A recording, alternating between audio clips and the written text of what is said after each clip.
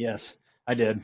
Um, so, what's this, an apple, and all these cards and stuff like that. And you guys, uh, much to my uh, resistance, pushed that away for at least Hayden, because at that time he was 2 years old.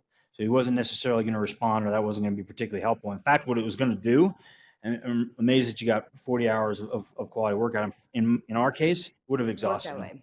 And we were wearing him out. And every single minute of every single day, he was getting quizzed on something, because we were willing to exhaust ourselves to try to help him. But Utah Behavior Service Area and Natalie and Nicole was a big part of this as well.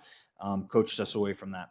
So it sounds like it would be a parent advocate. To some extent, it sounds like almost two different answers. We're talking at both sides of our mouths. Be a great advocate, understand ABA, understand what they're doing so that you can continue it and allow the ABA tutors to teach you how to be a parent. At the same time, don't get involved. Don't try to do your own trials. So what does that mean? It's a little bit confusing, right?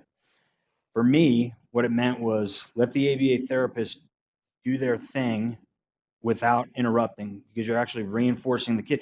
Like Peyton hit a lot. So he'd start hitting the therapist or whatever. We would come in as parent, stop it, and interrupt the ABA therapy. That is not what we need parent advocates to do. Back off, let the therapist do their thing, okay?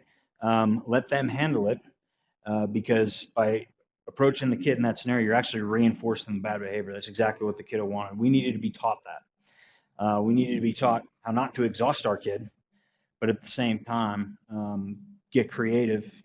Obviously our child's got some deficits, right? So if he's trying to eat, he's got some sensory deprivation issues with like solid food or whatever.